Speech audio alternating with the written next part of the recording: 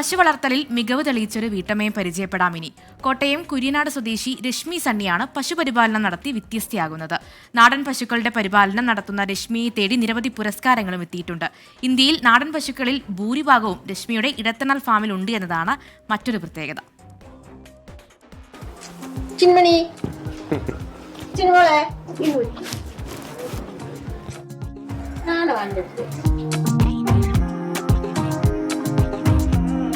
രശ്മിയുടെ വിളി കേട്ടാൽ തലയാട്ടി അവർ ചേർന്ന് നിൽക്കും. അത്രമാത്രം സ്നേഹത്തോടെയാണ് ഈ പശുക്കളെയെല്ലാം രശ്മി പരിപാലിക്കുന്നത്.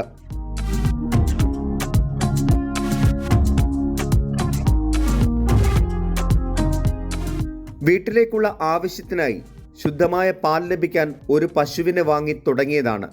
ഇന്ന് 100-ലധികം പശുക്കളാണ് ഈ വീട്ടമ്മയ്ക്കുള്ളത്. കുഞ്ഞുനാൾ മുതലേ പശുവിന് ഇഷ്ടമായിരുന്നേ.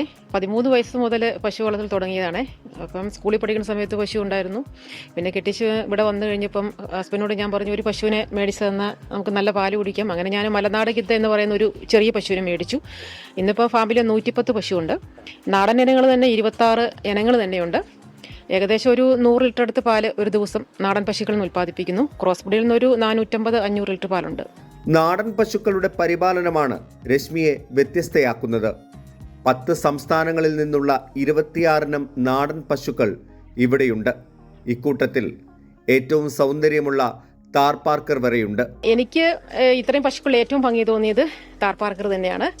ഇന്ത്യൻ പശുക്കളിൽ ഏറ്റവും സുന്ദരി താർപാർക്കർ തന്നെയാണ്. നാടൻ പശുക്കൾ മാത്രമല്ല, ഹൈബ്രിഡ് ഇനത്തിലുള്ള പശുക്കളും ഈ ഫാമിലുണ്ട്.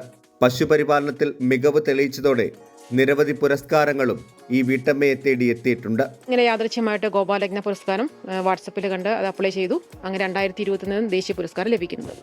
പിന്നെ കേരള ഗവൺമെന്റിന്റെ ബയോഡൈവേഴ്സിറ്റി, അതായത് ജൈവവൈവിധ്യങ്ങളെ സംരക്ഷിക്കുന്ന അവാർഡും എനിക്ക് കിട്ടിയിട്ടുണ്ട്.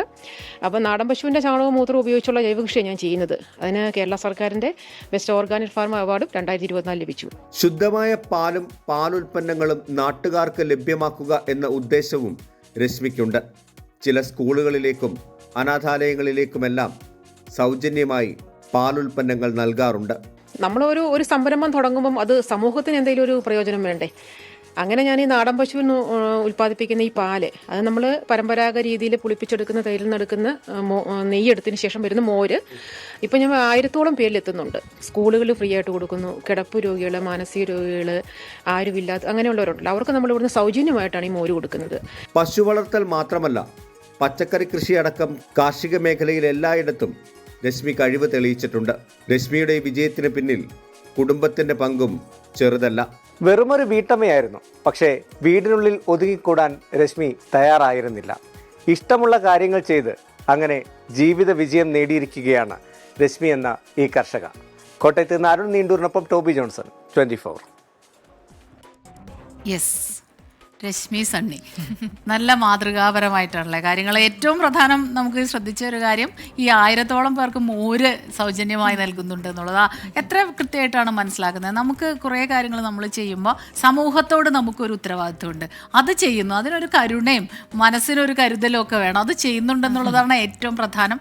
എന്തൊരു കഷ്ടപ്പാടാണെന്ന് അറിയാം ശരിക്കും പറഞ്ഞാൽ ഈ പശുക്കളെയൊക്കെ വളർത്തുക എന്ന് പറഞ്ഞാൽ. അതിങ്ങനെ ഒരു പാഷൻ, അത് എന്ത് രസമാണ് അത് കാണാൻ. പണ്ടൊക്കെ നമ്മുടെ വീട്ടിൽ ഒരു പശു 2 പശുവൊക്കെയാ, അത് തന്നെ എത്ര കഷ്ടപ്പെട്ടിട്ട് അമ്മ കാണുന്നവർക്ക് ഭയങ്കര എളുപ്പമായി തോന്നും. പക്ഷേ ഇത് വളരെ കഷ്ടപ്പാടുള്ള. പിന്നെ ഒരു കാര്യം എനിക്ക് ടോബിയോട് പറയാനുണ്ട്, വെറും ഒരു വീട്ടമ്മ എന്ന് പറയണ്ട. വീട്ടമ്മയാണ് ഏറ്റവും കൂടുതൽ പണിയുള്ളത്. അവര് ഭയങ്കര മൾട്ടി ടാസ്കിങ് ഉള്ള ആളുകളാണ്. അവരെ വെറും എന്ന് പറഞ്ഞിട്ട് കൊച്ചാക്കി കളയരുത്.